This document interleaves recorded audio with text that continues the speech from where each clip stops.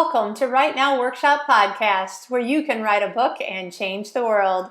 I'm your host, Kitty Bucholtz, and this is episode 89, Keeping a Travel Journal, an interview with Marcy Weydemuller, coming to you on Thursday, July 19th, 2018. Now, since it's summer in the Northern Hemisphere, there are lots of people going on vacations. Though, of course, people are going on vacations in the winter too, in the Southern Hemisphere. I'm about ready to go to the Romance Writers of America National Conference in Denver, Colorado, followed by 2 more weeks of I don't know. We definitely want to explore someplace in Sweden, so maybe we'll take the train to Stockholm, or maybe we'll go further north while it's still not freezing cold and 6 feet of snow. And we're thinking, oh, you know what? It would be fun to spend a couple of days in Germany. Maybe we could find someplace interesting to go there. And at least 1 or 2 more times over the rest of the summer, we want to go back to Copenhagen, which is only 1 train stop away from where we live, and have some of the most delicious ice cream I've ever had. So I have a lot of travel things coming up that have to do with more of a vacation sort of thing, in addition to the fact that I just moved to Sweden, a brand new country with so many different interesting and bizarre, if you're not used to it, things going on here that I just keep thinking I really need to write all of this down, but it's just so busy, to get through all the stuff that's going on if you're moving, or to hurry up and accomplish all the things that you have on your to-do list when you're vacationing, to see everything and to eat everything and to try to get some sleep before you get up and do it all over again. And then there's the traveling. And so what a great bit of timing for me personally, and I hope for you too, that I was able to ask Marcy Weydemuller if she had time to talk to us about what she's currently blogging about, which is keeping a travel journal. So there is lots of fun and interesting stuff coming up for you to talk about. Remember to go check out her blog at mythicimpact.blogspot.com. I'm almost positive that I have that correct without looking it up in my notes. And she's actually doing an entire series, several weeks in a row, talking about travel journaling. Plus, she's already done several kind of mini series on other different kinds of journaling over the last few months, and she's got a couple more journaling topics coming up. So anyway, listen to the interview and she'll explain it all. It's really interesting, and I have to say, now I feel a lot more confident about the fact that I can find enough time to write down enough while I'm in the middle of all the traveling and vacationing and whatever else, that I'm doing with the day, so that by the time I get back home, I'll be like, oh yeah, that's enough information for me to remember what it was that I experienced. And now I can sit down and actually write the blog post, or, the email, or the letter to family, or even the Facebook post or whatever.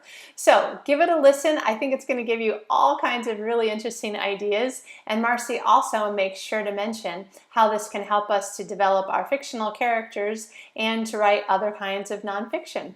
So here we go. Enjoy the show. Today's guest is Marcy Weydemuller. Marcy is an author, poet, writing coach, and freelance content editor with over 25 years experience writing, mentoring, and teaching fiction and nonfiction, both in person and online. She has a BA in history and sociology and an MFA in writing from Vermont College of Fine Arts. Welcome, Marcy.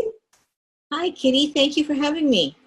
Thank you so much for coming on the show again. It's great to have editors on more than once, because there is so much information in your heads that we all really need. So always very grateful to have it. Always information in my head that I need too. Right. Well, so last time you were here, we were talking about setting, which was an amazing topic that was so interesting.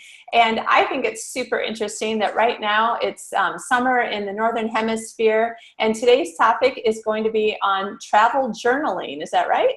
Yep, that's where we are right now, yes.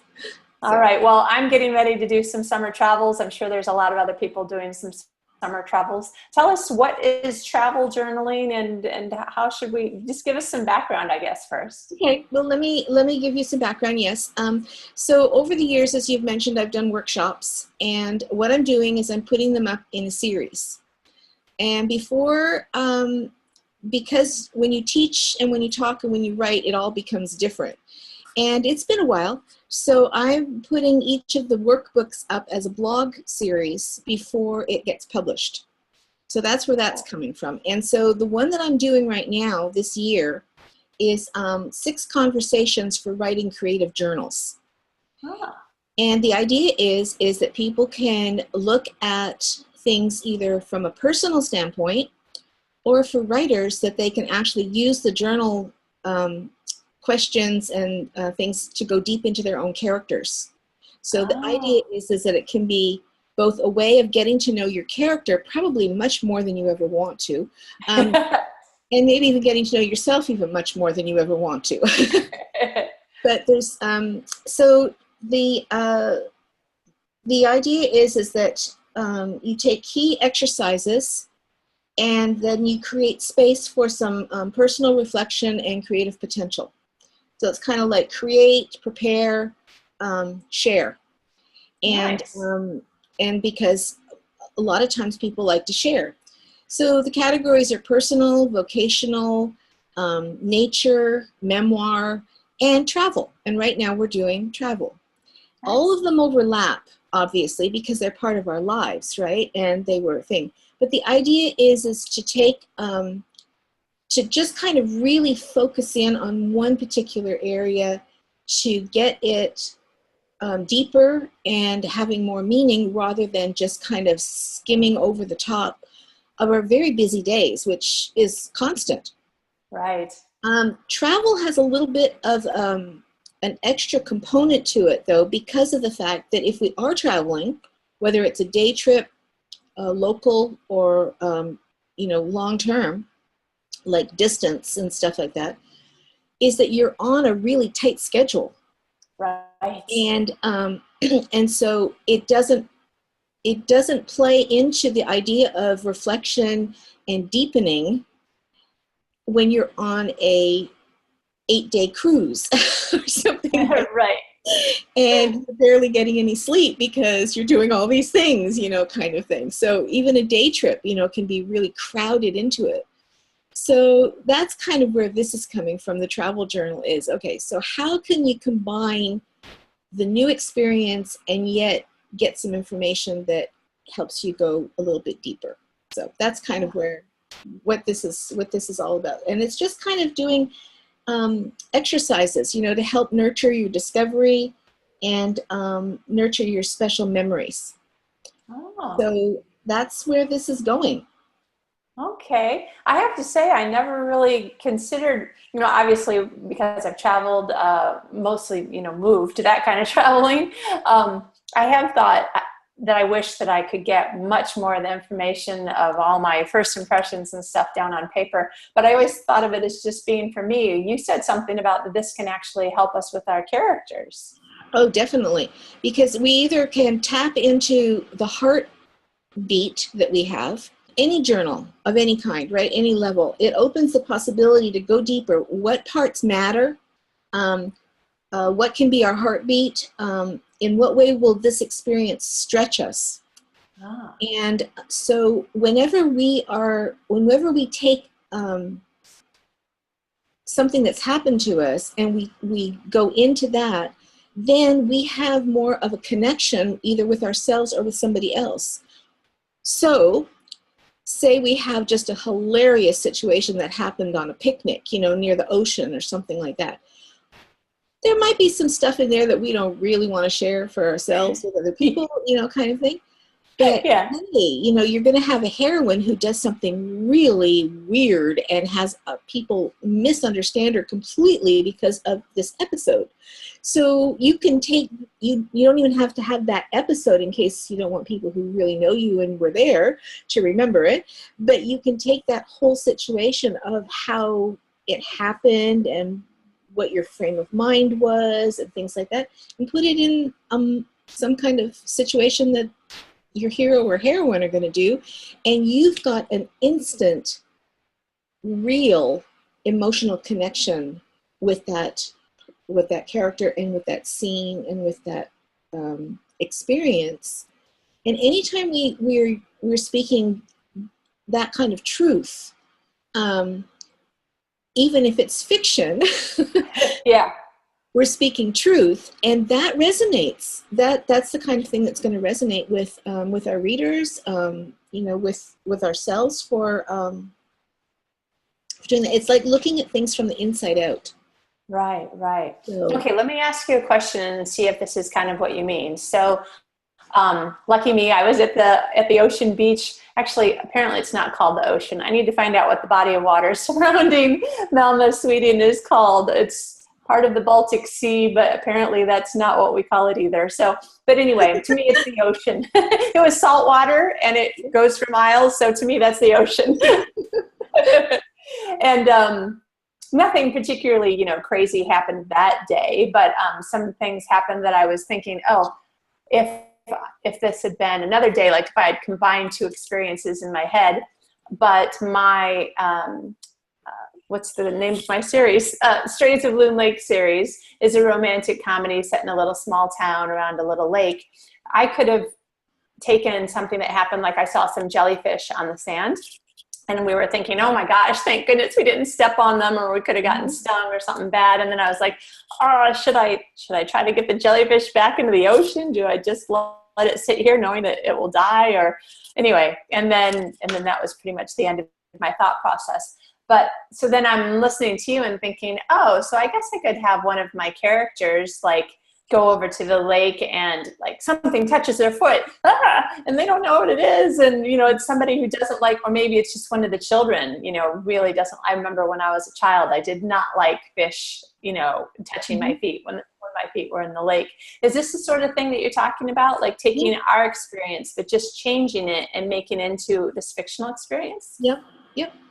And it can be, you can do it both ways. You can do it both from the literal, well, actually more than two ways. You can do it from the setting itself, obviously, because you've got the knowledge and the know of that. You can do it from the episode itself, everything that happened. And you can do it from literally the emotional ramifications, whether you're going to turn it, you can still have the same situation, and then you can write it up either as frightening, humorous, just like dramatic, kind of thing. It could be a time when if you're doing romance, it could be something that happens that causes this really neat guy to hear her screaming and come running, and it's, click, they meet each other and misunderstand each other, or, it's his fault that the thing is there. There's just all kinds of possibilities, but you're taking it from a space of reality kind of thing. Okay.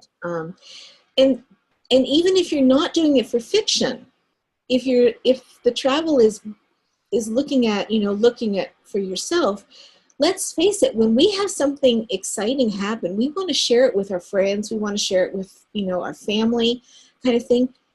But who's your audience?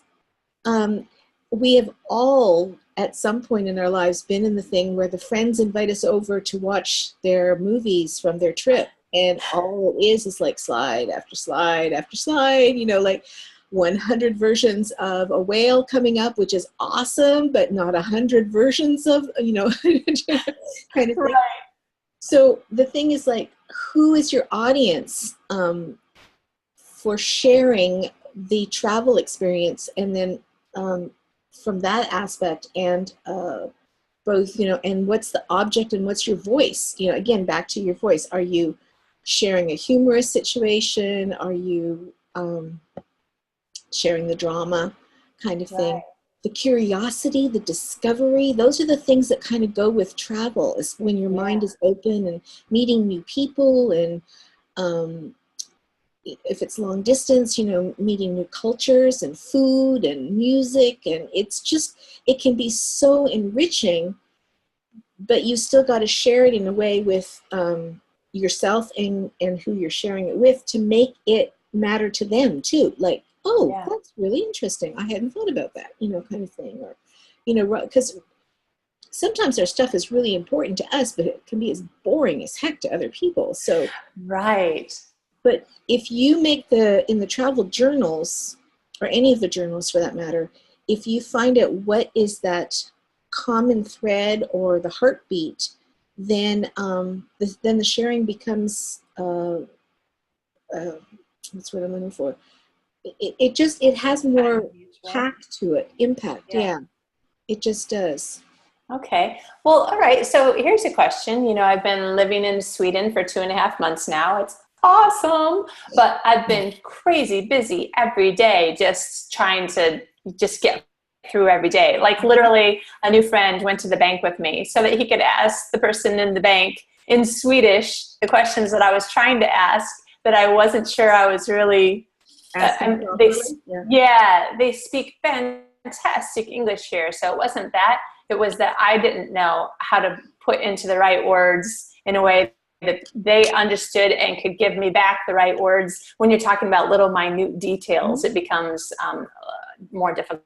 So anyway, I'm having all of these, interesting experiences, but like you said, I'm falling into bed at night exhausted, thinking, oh, I feel so bad. 3 months ago, John put together this blog site for us, and we haven't posted a single thing. So let's say someone maybe is like me. The nice part about having a podcast is I can ask questions that help me too. So you're on a vacation, or you're in the middle of this experience, and it's go, go, go. So what do you do? How do you capture some of these things? Okay. Well, there's a couple of different ways that you can do it. Basically, pick what works for you. If people, okay, let me give an example. Think of some stuff that you've done in your past, and a trip that you've made, and you pull out a box of old photographs, and you think, oh, this is nice, and you start looking, just sort of flipping through the photographs and remembering, but all of a sudden there's one that you just end up staring at it, because that for some reason has really hit. Now it's part of the whole of all of it, but that one is kind of just really hitting you in a good or bad way, kind of thing. Yeah. So it has that heartbeat. It makes you pause. It's something special. When you're doing the busyness of the journal, whichever way you go, because you're going to be either auditory or visual or tactile, right? Everybody takes the photographs, but not everybody responds to photographs. Sometimes it's the smells and the sounds and the things like that. So maybe you do that as your record, whatever baseline you're going to use as your record for that. And we're going to get into that. I'd like to get into that a little bit more, but just to answer your question. So at the end of the day, though, I would take 5 minutes, just 5 minutes, and just mark down what was the most interesting thing to you. What made you want to laugh or cry? What is one word that could sum up that day, even though there's a whole bunch of things?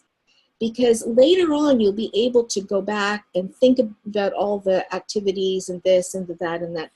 But because there's so much of it, you might not always remember that particular emotion or feeling or something like that.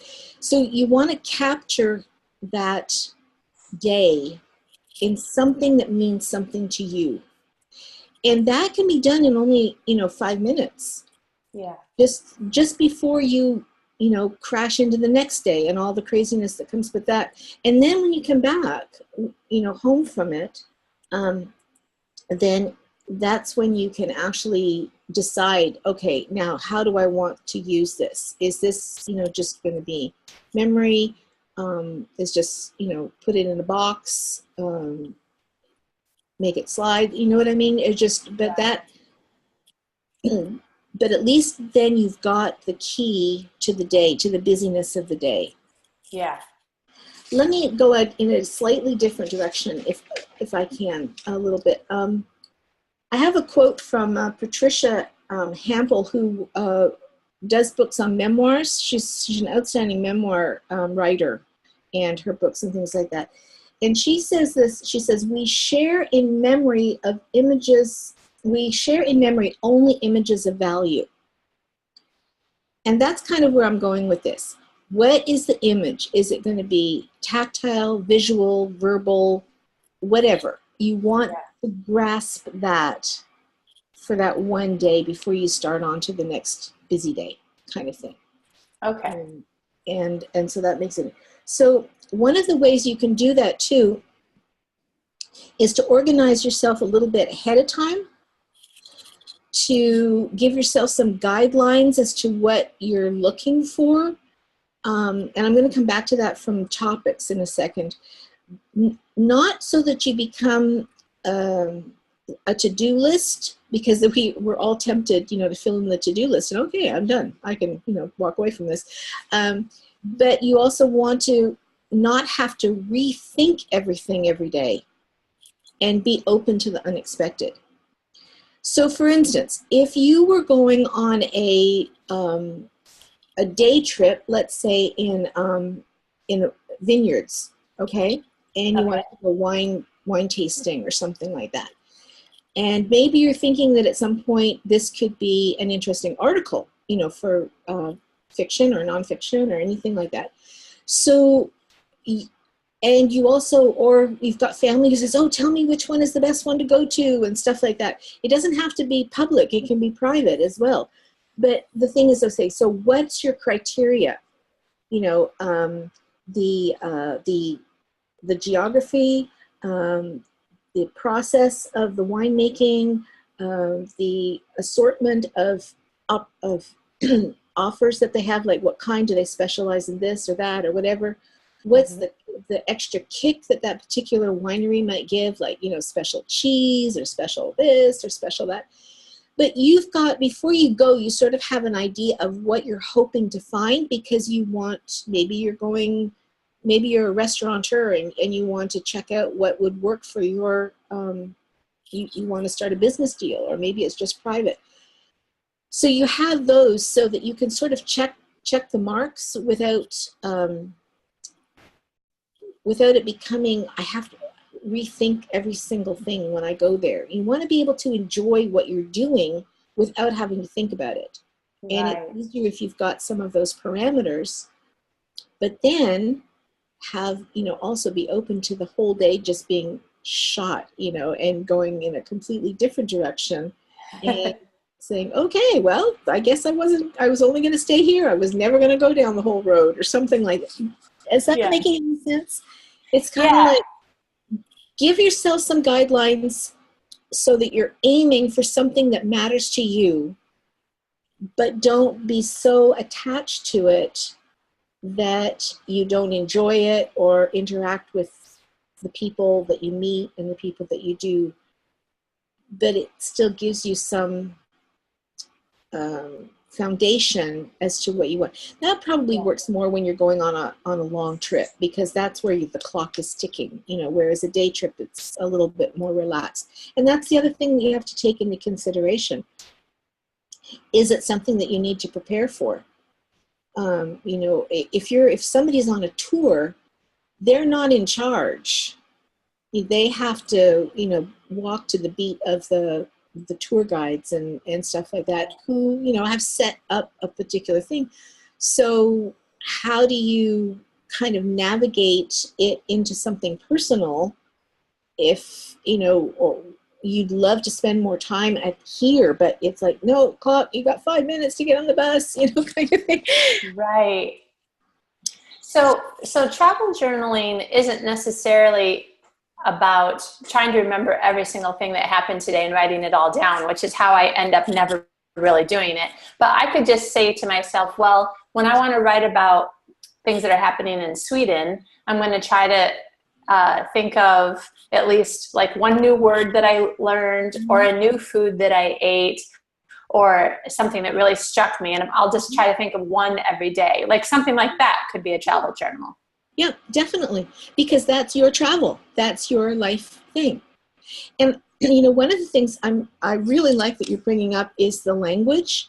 I was visiting with two young travelers recently, and I was asking them about some of their experiences. And one of the things that they reminded me of, which I thought was really important, was especially going into a different country, is making sure that you know at least a couple words, just so that the people know that you are interested in them as well, to build, again, relationship.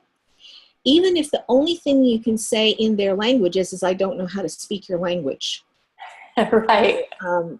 I years and years ago, when I was in Holland, I think my daily word everywhere was niet spreken, because I couldn't speak Dutch.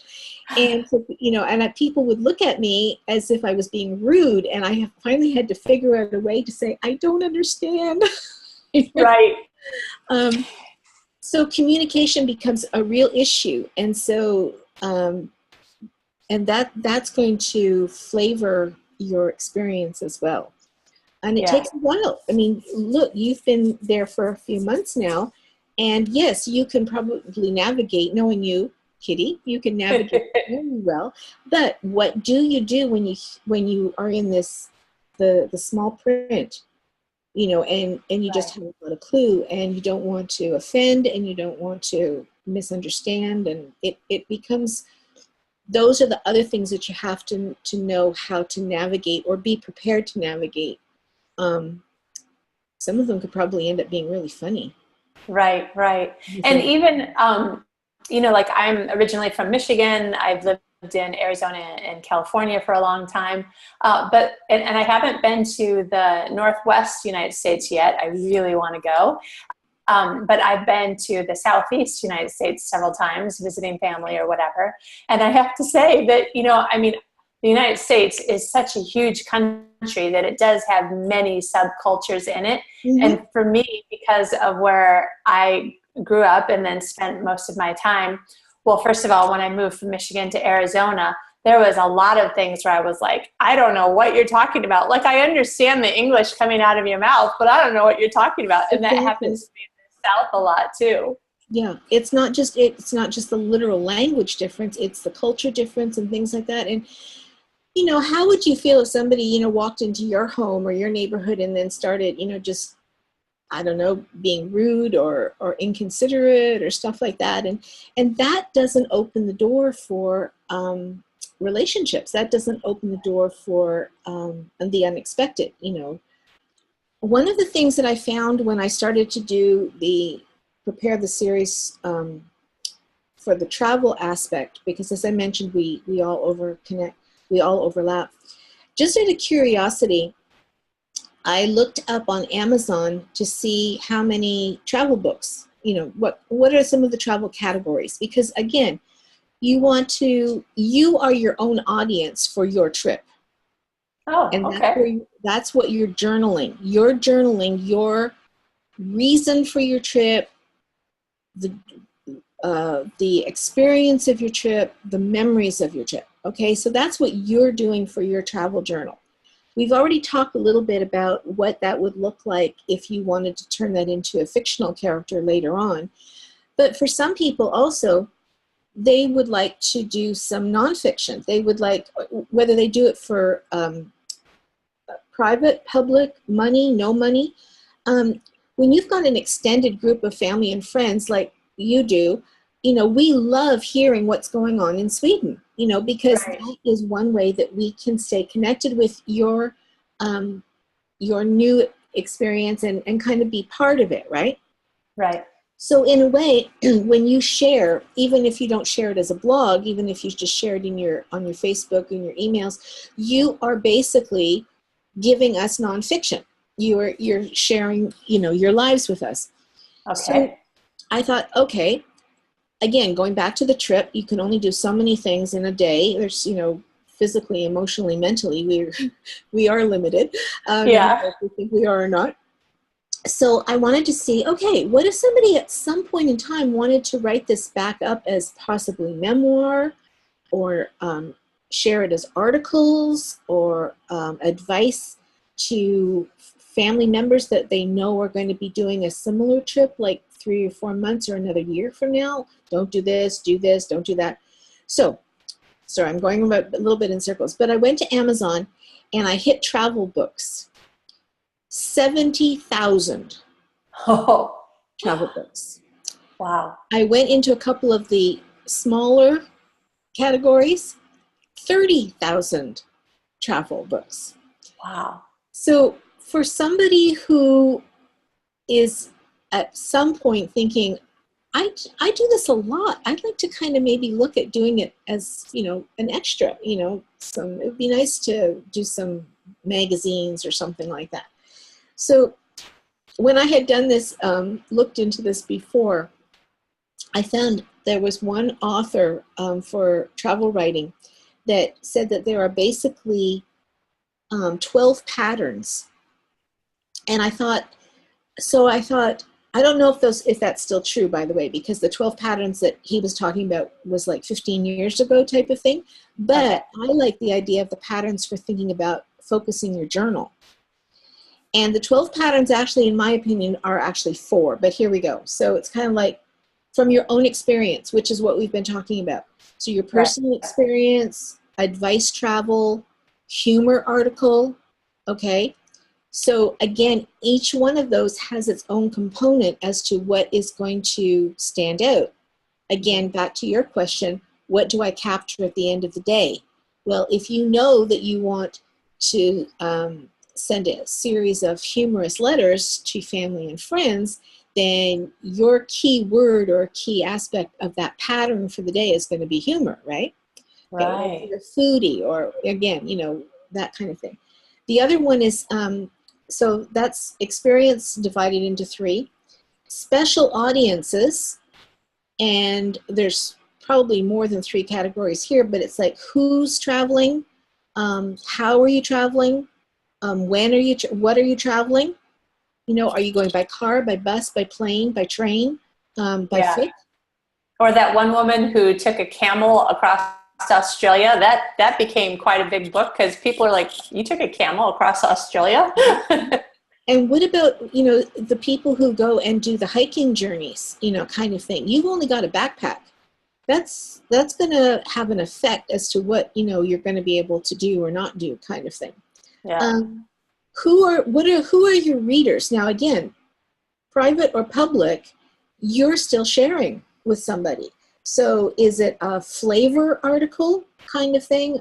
Is it definitive, like these are the steps that you need to take in order to navigate this? I mean, there are countries and there are areas that you have to adhere to, that particular environment for safety, for consideration of the people that you're in. Maybe you want to visit someplace that is ecologically in danger.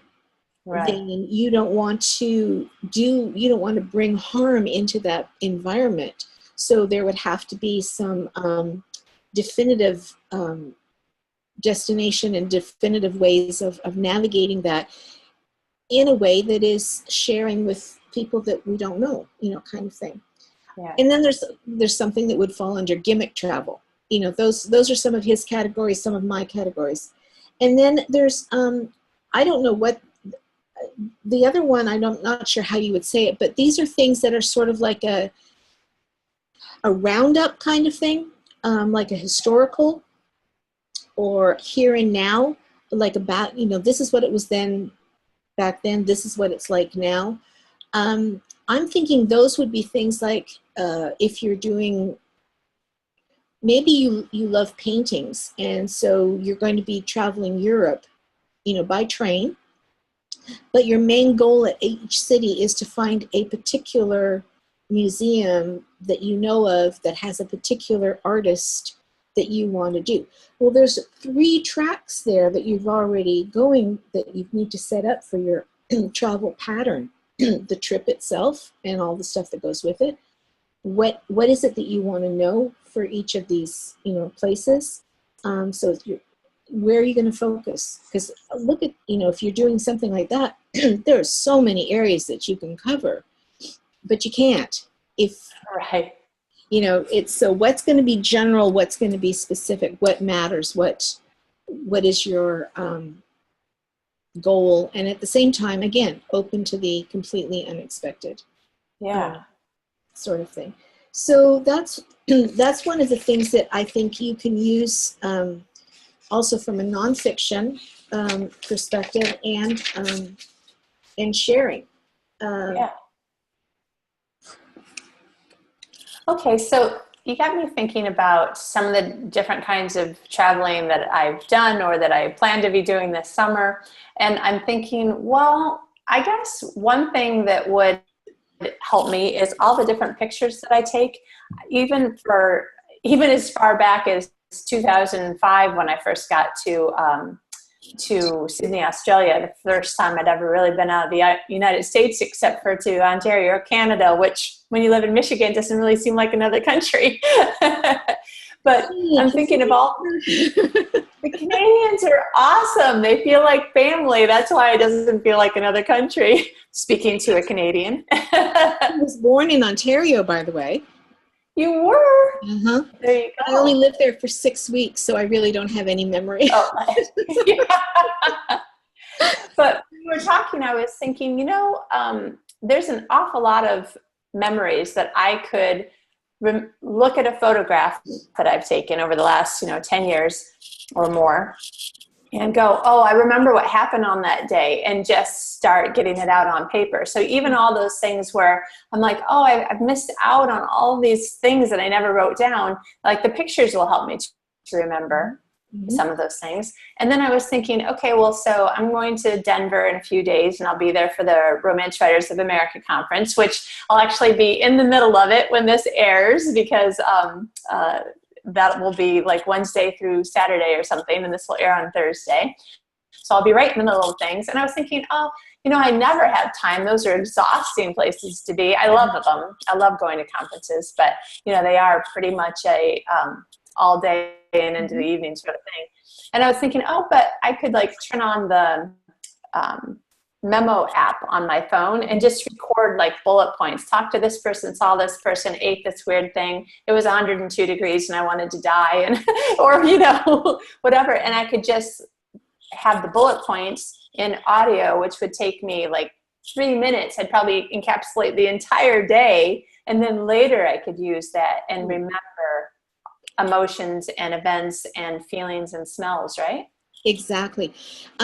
Or you use the note app on your phone or your iPad or whatever you're carrying around from you, and every time, like lunch, ooh, smells like, kind of thing. Yeah. Just note the word or something like that.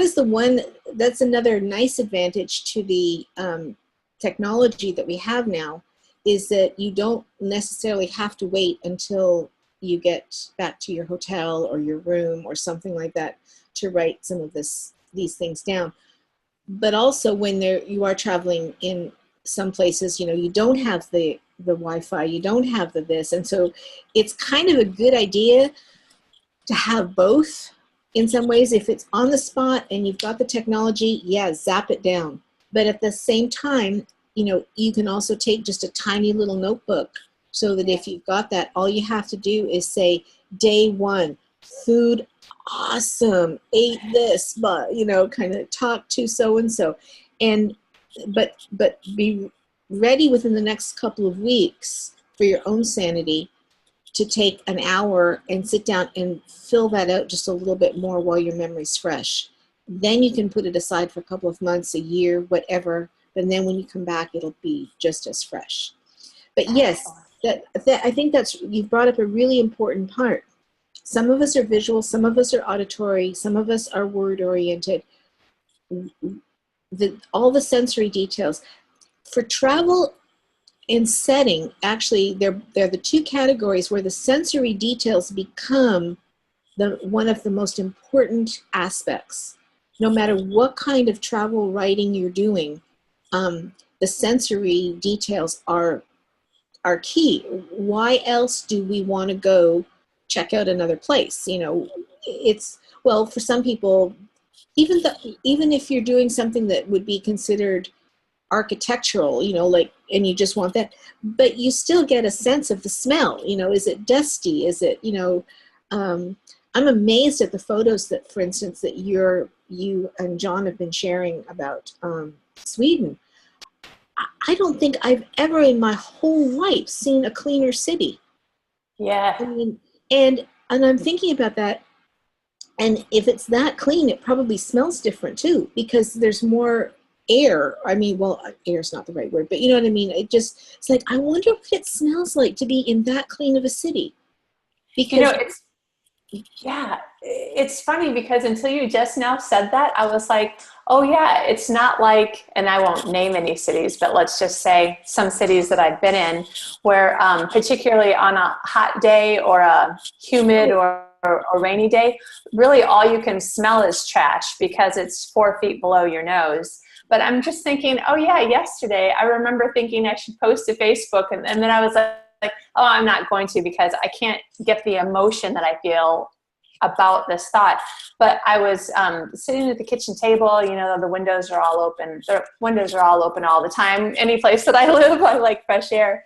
And all of a sudden it occurred to me that there was a memory in my head, but not really a memory. It was like something that was currently happening, and it finally got my attention.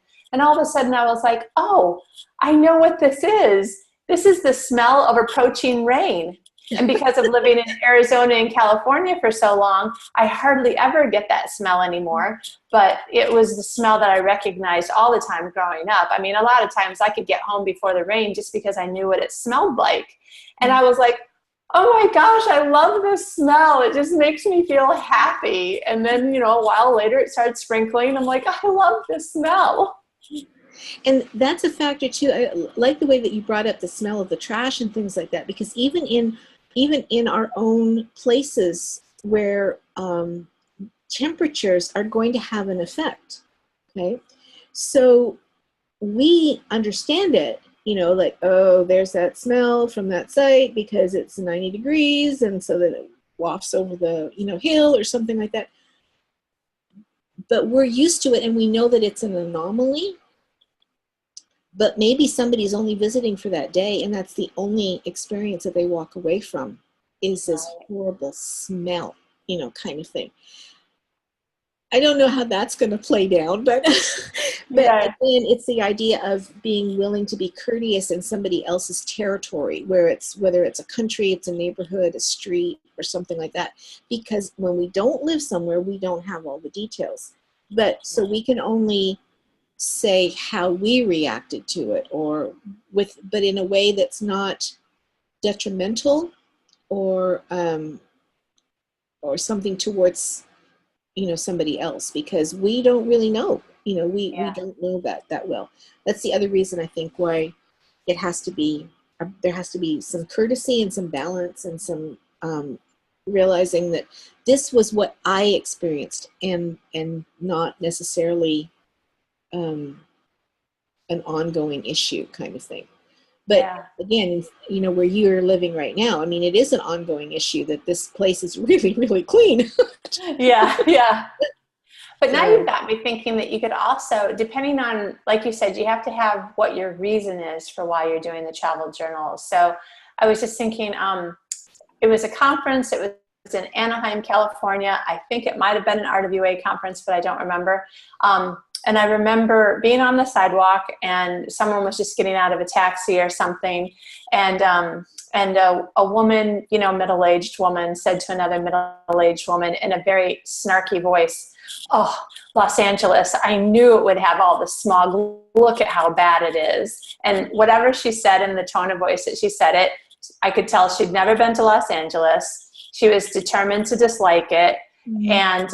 And because I lived there, she was wrong. And I couldn't really let it go, because at that moment, this is my home. Yeah. And I didn't want somebody to just come in and be snarky about something about what was my home at the time. And I looked at her, and I tried to not have too much snarky. I was trying to be nice but firm. And I said, "Oh, excuse me, ma'am. No, that's not smog. That's called marine layer. And that's what we always get when, you know, the weather's a certain way, blah, blah, blah. Those are just clouds. It's not smog. It's okay to breathe." And I probably could have been nicer, but can you imagine the difference in what I would have written in my travel journal that night and what she would have? She might have been mad, she might have been embarrassed, she might have not believed me, you know, versus I might have been, maybe I was mad, or maybe I was, and both of us would be creating totally different characters out of this same little 20-second conversation. Right. Yeah. Yeah. All right, now you've really got me thinking. You always do this. You always get me thinking about things that I'm like, nah, I don't know, travel journaling, that doesn't sound interesting. And now I'm like, oh, now I can totally see how I could use this. Think about it from historical point of view too. That if you're going to, again, it can be like I say, all of the categories overlap: travel, memoir, personal, vocational, sometimes things like that. Say you happen to be going on a trip that will take you to a city that you have never been to, but some people in your family did. I remember looking through some photographs. I was with an aunt that I hadn't seen for several years, and I couldn't figure out. I finally handed her the photo, and I said, so this kind of is a crummy looking building. Is there a particular reason why, you've got this photo, in all of these things? Well, it turned out years earlier, she and two of her siblings had made a trip back to England, and they managed to hunt down a house that their family had lived in, like even 30 years before that. So we're looking back now, if we're going to, I don't know how many years they were to their, but let's say there was at least a minimum of 75 years or 100 years that they were dealing with. And so that's why the place looked so beat up and old. But for them, that was a connection to their historical personal heritage. That was where their family had lived. So here's me saying, what is this junky, ugly looking old place, kind of thing, Yeah. And for them, it was like, no, this is special because this is the only photograph that we've been able to ever find that gives us a clue as to where our family lived way back then. Wow. So, so this is another thing I think, again, travel journal, it's so important to remember to be courteous and kind, because we are dealing with other people's emotions and history, and it matters. It really matters. Language, and it's fun to learn about different ways of doing things. Even if you're in the same country, like you said, look at some of the big cities. Divide, the cities are divided up, for certain reasons. But then again, you go to this part of the city for this kind of food. You go to this part of the city for another kind of food. You get to know where your restaurants are for your special foods, sort of thing. So right. Yeah, it's an endless. Yeah, endless is the wrong word. It's an ongoing perspective of travel. Yeah. So what do you want to see? What matters to your heart? What are you looking for, kind of thing? And I think that's how people can journal it in a way that then it just isn't like, I've got to sit in the car for 12 hours. Right. It can turn into something that's more personal. Yeah. Well, this is exciting. Now I think I'm going to take my trips thinking about things a little differently, which will be really fun and interesting for me. Thank you. Thank you. I haven't traveled for a while, so it's been, not long distance. So it's interesting to try to look at, but I have traveled recently to a new environment. And I think maybe that's what triggered some of the things, like, okay, how do I start to navigate this new territory, when I haven't got the foggiest idea where I am? Right. Yeah, like living in a city that has public transportation and then going to live someplace where you're like, I don't even know how I'll get anywhere. Exactly. And that's another thing to be considered, depending on where you're traveling and how you're traveling. I mean, I haven't done it personally, but I know that people love to do the train opportunities in Europe. As far as I can understand, the train system works really well for traveling. But again, I don't have any expertise on that. But yes, how are we going to travel? How's that going to affect everything? Physically, emotionally, and mentally, we all have our ups and downs for traveling. For some people, it's still a trauma to go on an airplane. For somebody else, being on a train, for one might be rhythmic, love the thing, and for another it just makes clang, clang, clang, clang. It's crazy by the time they get off of it, all these things have to be melded in. Yeah. Other plans. So. Wow. Thanks for letting me share. Yeah, thank you so much for being on. This is really helpful. I think people are really going to get a lot out of it. And I'm thinking, you could literally choose to use the information that you've shared with us just going to a restaurant you've never been to in the same town that you live. Mm-hmm. Exactly. Yeah. Wow. Or the other side of the world. Because then you're either going to talk to a couple of your friends and you're going to give them reasons why they absolutely have to go there, or you know what? Don't. Yeah. Sort of thing. And it might have nothing to do with the quality of the food, or something like that. It's just like, yeah. We travel every day, whether we leave our homes or not. In a way, we are traveling every day because we are always open to what other people are sharing with us, or the possibilities and things like that. So I think that's why travel journaling can become just can become a nice thread in our lives if we find a way to use it in a way that's helpful. Not a to-do list, because then that takes all the fun out of it. Yes.